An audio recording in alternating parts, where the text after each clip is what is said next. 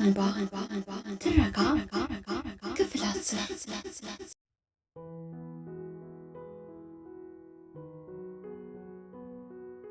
በዚያሽ ቅጽበት ነው ህይወት ብዙ ፈተና እንዳላትና ብዙ ነገር እንደምታስተምር ይገባኝ።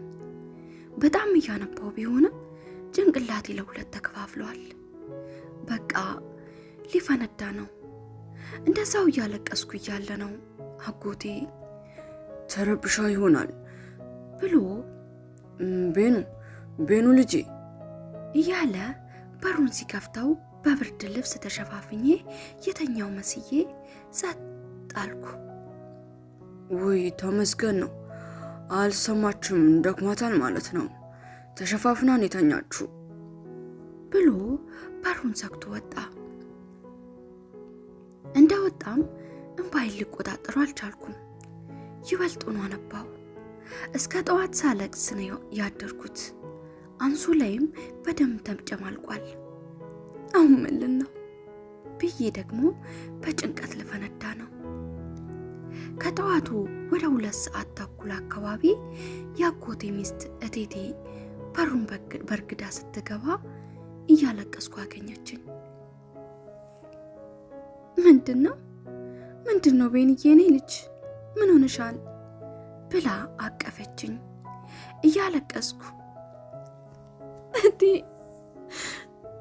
እቴቱ እያልኩ እያለ አንሶላውን አየችው።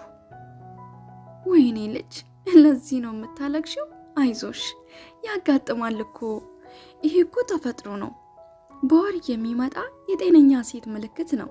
አይዞሽ ለአንሶላው አታስቢ፣ እኔ እናትሽ አጥብልሻለሁ ብላ ልታበብላይ ሞከረች። እቴቱ የተረዳችበት መንገድ ስህተት ስለሆነ ተመስገን አልኩኝ። ምክንያቱም ያጎቴ ልጅ ሲደፍረኝ ሴትነቴን ሲወስደው በዚያ ሰዓት ራሱን አልነበረም፣ በስሜት የናወዘ እንስሳ ነበር። እና ይሄን ነገር እንዳደረሰብኝ ብታውቅ እኔን የምትንቀኝ ነው የሚመስለኝ። ምንም ጥሩ ነገር ማሰብ አልቻልኩም። የእውነት ግን በጣም ተሰምቶኛል። እቴቱም ተነሺ ታጠቢ የኔ ቤኑዬ፣ አታልቅሺ፣ አይዞሽ እሺ እያለች አበብለችኝ። ስታበብለኝ ደግሞ እናቴ መጣችብኝ። እሺ ቴቱዬ በጣም ይቅርታ አልኳት። እንባዬ አሁንም አልቆመም። አረ የኔ ልጅ ተዩ፣ አንቺ እዚህ ቆይ እኔ መታጠቢያ ቤቱን ላዘጋጅልሽ፣ ግን እስከዛ ተረጋጊ ብላ ልትወጣ ስትል ልብሴ ማለትም እሷ ያዋሰችን የአዳር ፒጃማ መቀዳደዱን አየችው። ምንድነው ልብስሽ አለችኝ። አይ እንዲቁምልኝ ብዬ ቀዳድጄው ነው አልኳት። ግን አመነችኝ። እሺ ቆይ አንዴ ጠብቂኝ፣ ሽርጥ ፒጃማ ላምጣልሽና ገላሽን ትታጠቢያለሽ፣ ከዛ ቁርስ እሰራልሻለሁ ብላ ወጣች። ከዛም ደቂቃ ሳትቆይ ሽርጥ እዛልኝ መጣች። እሺ አመሰግናለሁ ቴቱ አልኳት ላለማልቀስ እየጣርኩ። ልብስሽን ቀይሪና ነይ፣ መታጠቢያ ቤቱን አዘጋጅቼልሻለሁ፣ ታጠቢ፣ ከታጠብች በኋላ ይህንን ልበሺ፣ ይህንንም እንኪ ብላ ሞዴስ ሰጠችኝ። የአጎቴ ሚስት እናቴን መሰለችኝ። በጣም አመሰገንኳት። እሺ ብዬ ተቀበልኩ። ግን አጠገቤ ቆማለች። እንዴት ልነሳ? አማመኝ።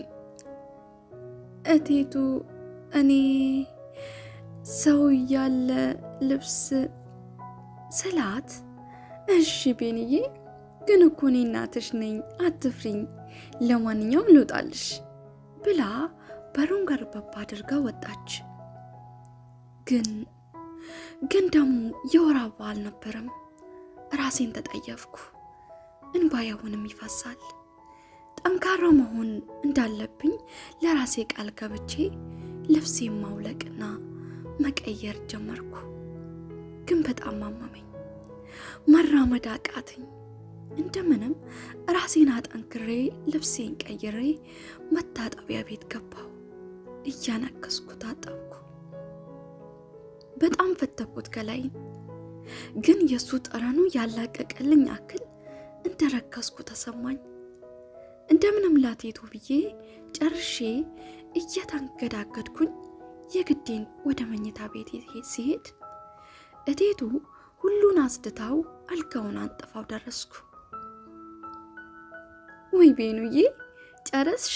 ነይ ቁጭ በይ፣ ቁርስሽን ቢና አጥኚ፣ ቆይ ቁርስ ላምጣልሽ ብላኝ ወጣች።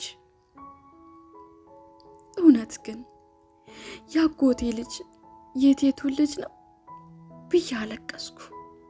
በቃ እግሬ አካባቢ በጣም አመመኝ፣ ተጨነቅኩ። በቃ ጠንካራ ሆናለሁ እያልኩ ተስለፈለፍኩ። እቴቱ ቁርስ አመጣችልኝ፣ ግን ምንም አልቀመስኩ። እቴቱ ልታጎርሰኝ ሞከረች፣ ግን ይቅርብኝ ብዬ የውስጤን ህመም እንዲወጣ ከራሴ ጋር ትግል ያዝኩኝ። እሺ በቃ ቤኑዬ ልጄ እረፍት አድርጊ ብላኝ ወጣች። ህመም የበዛባችሁና አልቅሼ ያልወጣልኝ 3 ቀናት አለፉ። የመጀመሪያ ፈተናዬም አመለጠኝ። አጎቴም ቤንዬ ዛሬ ሰኞ ነው አይደል አለኝ። አዎ አልኩት። እና ፈተና አለኝ ብለሽኛል ነበር ብሎ ጠየቀኝ። አዎ ግን ተቀየረ፣ ማለትም ኔክስት ዊክ ተደርጓል አልኩት። እሱ ደግሞ መጠየቅ ይወዳል። ግን እንዴት አወቅሽ አለኝ። ጓደኞቼ ደውሎ ነበር አልኩት። እኔ ጠዋት ሳልቀሰቅሽ ወጣው አለኝ። ዝም አልኩት እና ያ ቀንም ማለቴ ሰኞን በስቃይ ያለፈ። ግን በነጋታው ጠዋት ስልክ ተደወለልኝ። ሰሞኑን የሚደወሉት ስልክ ብዛታቸው፣ ግን የማንንም አላነሳሁም ነበር እና አሁን የደውለው ናቲ ነበር። እንደምንም አነሳሁት። ሄሎ የኔ ፍቅር አለኝ። አቤት ናቲ አልኩት እንዳይነቃብኝ እየተጠነቀቅኩኝ። ምን ነው የኔ ፍቅር ምን ሆነሽብኛልማ? ፈተና ከበደሽ እንዴ? 3 ቀን በሙሉ ስልክ አታነሽልኝም? ስንት ጊዜ ቴክስት አደረግኩልሽ ታውቂያለሽ? ሰው ለነገሩ አንቺ ምን ታደርጊው? ሰው ማስጨነቁንማ ተክነሽበታል አለኝ። ምን ልበለው? እሱን ሳወራው እንኳን እንባይ መውረዱን አላቆመም። የሱ ንግግር ስቃይን አባሰው። ቤንዬ አለኝ። አቤት ይቅርታ፣ ጥናት ቢዚ አድርጎኝ ነው አልኩት። ከአንደበቴ የሚወጡት ቃላቶች ሲንቀጠቀጡ ለራሴ የሚታወቀኛል። ማሬ አትጨነቅብኝ እሺ። ግን ከፈተና በፊት ልትመጪ አልነበር እንዴ? ታዲያ ለምን ቀራሽ አለኝ። ማን ነገረ አልኩት። ጽነች ነገረችኝ።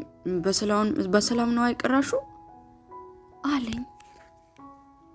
አዎ የሚገርም ደግሞ የዛን ቀን ለመጣ ባሰብኩበት ትንሽ ራስ ምታት አመም አድርጎኝ ነው አልኩት። እኮ ገምቼ ነበር። ግምቴ ልክ ነበር ማለት ነው። ይሁ ድምፅሽም ያስታውቃል። እና አሁንም አልተውሽም እንዴ አለኝ። አይ ዛሬማ ተሽሎኛል፣ ደህና ነኝ አልኩት። እሺ ይሁንልሽ። እና የዛሬው ፈተና እንዴት ነበር አለኝ። አሪፍ ነው፣ መልካም ነው ብዬ ስልኩን ዘጋሁበት። ዛሬ ግን የግድ ትምህርት ቤት መሄድ ነበረብኝና ሄድኩ። እንደሄድኩም ግቢው ላይ ዝም ብዬ ቆምኩ። እንዴት ወደ ዶርም ልጠጋ? ሁሉም እኔን የሚያዩኝና መደፈሬን ያወቁብኝ እየመሰለኝ ተሳቀቅኩ። የእውነት አፈርኩ። ጥንካሬ ጌታ አባቴ ላምጣው። ሲያዞረኝ ይታወቀኛል። በዚህ ሁኔታ ላይ እያለሁ ነበር ሁለት የማላውቃቸው ሴት ተማሪዎች ምን ነው እናት፣ ምን ሆነሽ ነው? አሞሽ ነው እንዴ? እያሉ ወደ እኔ በመጠጋት ላይ በእጃቸው ይደገፉኝ። አልታወቀኝም እንጂ ለደቂቃዎች ጭንቅላቴን በእጄ ይዤ ቆሜ ነበር። በድጋሜ እናት ምን ሆነሽ ነው አሉኝ። ትንሽ አዙሮኝ ነው አልኳቸው። ናይ ብሎ ደግፈው እዛው አጠገብ ወደ ሳር ቦታ ወሰዱኝና አስቀመጡኝ። አንደኛዋ ከዚህ በፊት ራስ ምታት አለብሽ እንዴ አለችኝ። ከዚህ በፊት ራስ ምታት ምን እንደሆነ አላውቅም ብላት ታዲያ አሁን እንዴት እንዳትለኝ ስለፈራው አዎ ሁሌም ነው የሚያመኝ አልኳት። ወይ የኔ ቢጤነሻ፣ በቃ እኔ የምጠቀመው አንቲቤን አለ ዶርም አለ ላምጣልሽ ብላ ወደ ራሷ ዶርምን መሰለኝ ብቻ እኔ እንጃ በፍጥነት ሄደች። ወዲያው ደግሞ ተመልሳ ግን እስከዛ ብላ ውሃ ይዛልኝ መጣች እና አብራኝ ለነበረችው ልጅ ለጓደኛዋ እንኪ ሄዌ ጭንቅላቷ ላይ ሸፍኝላት እኔ ክኒኑን ላምጣ ብላ በድጋሚ ሄደች። ግን እውነት ለመናገር እንክብካቤያቸው እየገረመኝ ነው። ገና ለገና ልትወድቅ ነው ብሎ ለማያውቋት ልጅ እንዲህ መሆናቸው። ለነገሩ እዚህ አብዛኛው ተማሪ እርስ በራሱ ይተባበራል። ምክንያቱም ሁሉም ከቤተሰቡ ርቆ ስለመጣ አንዱ ቢጎዳ ቀድሞ የሚደርስለት ቤተሰቡ ሳይሆን ጎኑ ያለ ሰው ነው የሚሆነው። ለዛም ይመስለኛል ሳይወድ በግዱ መተሳሰብን የሚያዳብረው። አብራኝ ያለችዋ ልጅ ደግሞ በእጇ እያፈሰሰች ወደ ጭንቅላቴ ላይ እያረገችልኝ። ግን በዚህ ሰሞን እዚህ ግቢ ላይ ብዙ አዲስ አይን ማለትም ፍሬሽ ተማሪዎችን እያየሁ ነው። አሁን ደግሞ 6ኛ ወር ሊያልፍ ነው እና እንዴት መዘገቧችሁ? ማለቴ የምን ተማሪዎች ናቸው አለችኝ። አይ እኛ ከሃይስኩል ተመርጠን መተን ነው አልኳት። የምርሽን ነው? ዋው በጣም ነው የሚገርመው። ሃይላንዱን እየከደነች ግን እንዴት ልትመጡ ቻላችሁ አለችኝ። መልሳ ደግሞ ወየኔ ነገር አሞሽ ሳስለፈልፍሽ ግን ምን ሆኜ ነው? በጣም ይቅርታ አለችኝ። በዚህ ቅጽበት ነው እነ መስኪ ወደ ግቢ እየገቡ አየኋቸው። ወደኛ እየተጠጉ ነው፣ ግን እነሱ አላዩኝም ነበር። ድምጼ እየተቆራረጠ መስኪ ብዬ ተጣራው። አልሰሙኝም። ለልጅቱ በእናትሽን መስኪ ብለሽ ጥሪልኝ አልኳት። እሷን ግን ሰሟት። እናም ጥሪ ወደ ሰሙበት ቦታ ዞረች። እንዴ ቤኑ እያለች እየሮጠችና ቀዩም ከኋላዋ ነበረች። ተከትላት እየሮጠች በተከታታይ አብሮ መጡ። ቤኑ ምን ሆነሽ ነው? ምን ተፈጥሮ ነው ማለት ጀመሩ። ይህንን ጊዜ ነው አዲሷ የያዘችኝ ልጅ አይ ተረጋጉ፣ አሁን እኮ ደህና ነች፣ ትንሽ አዙሯት ነው አለችው። ቀዩም ምን ሆናለች? ምን ነካሽ? ቤኑ ጓደኛዬ አለችና ለሁለት ጥያቄያቸውን ማከታተሉን ተያያዙት። ለምንድን ነው ፈተና የቀራሽው? ያምሻል እንዴ አንቺ? ስንት የለፋሽበትን እንቅልፍ ያጣሽለትን ስታነቢ እንዳልነበር? ምን የተሻለ ነገር ብታገኝ ነው እንዲቻል ያደረግሽው? በዛ ላይ ያ ሁሉ ሲደውል ስልክ ማታንሽው እያለች ብዙ ነገርና ከቀዩ ጋር እየተቀባበሉ ያወራሉ፣ ይቆጡኛሉ። ግን እኔ የሰማሁት ይህንን ብቻ ነበር። በመሃል አዲሷ ልጅ ገብታ ይቅርታ ጓደኞቿ ናቸው አለችው። አዎ ነን አሉት በአንድ አፍ። ድምፃቸው እኔ ውስጤን ረብሾኛል። እነ መስኪ ርካሽነቴን ያዩብኝ መሰለኝ። ግንባሬ ላይ በአጎቷ ልጅ ተደፍራለች የሚል የተጻፈ ይመስል በራሴ ሳቀቃለሁ። በጣም አፈርኩ። ግን ለምን? ይበልጡኑ ንግግራቸው፣ ቁጣቸው፣ ንዴታቸው ፈልጌና ወድጄ ከኤግዛም የቀረው ይመስል ውስጤን ይወቅሰኝ ጀምሯል። ፊቴን አዙሬ እንባይን መቆጣጠር ጀመርኩ። አዲሷ ልጅም በእናታችሁ በቃ ተዋት፣ እንዴት ተረብሻ አታሳዝናችሁም እንዴ? ስትረጋጋ ታውራላችሁ። ግን አሁን እናንተን ስላገኘው እኔ መሄድ አለብኝ። ከአንድ ጓደኛዬ ጋር ሆነን ነው አዙሯት ልትወድቅ ስትል ነው እዚህ ጋር ያገኘናት የነበረውና እሷ ደግሞ አንቲቤን ልታመጣ ሄዳለች ስትል በመሃል ቀዩ አንቲቤን ምንድን ነው አለችው። አዲሷ ልጅም አንቲቤን ማለት የሚያዞር በሽታ ላለባቸው ሰው ማስታገሻ ነው፣ ግን ለማንኛውም ህመም ማስታገሻ ነው አለችው።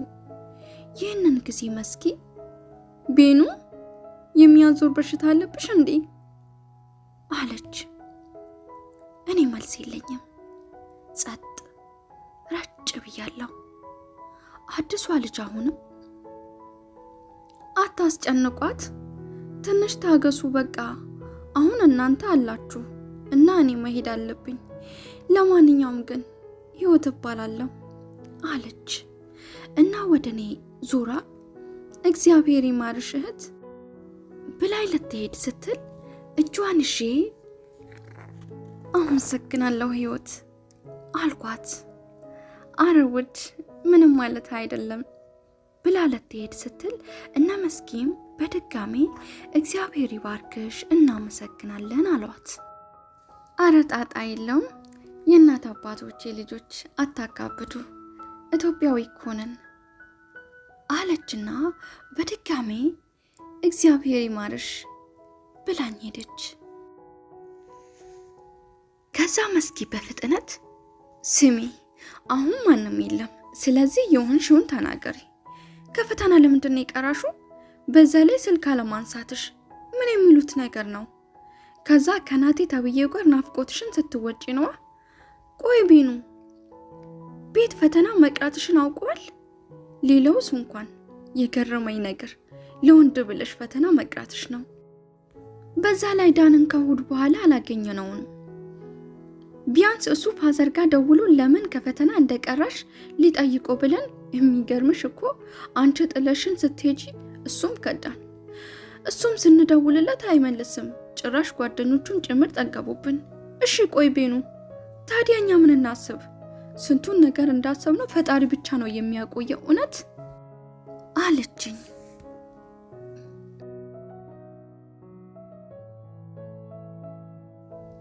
ክፍል 11 ይቀጥላል።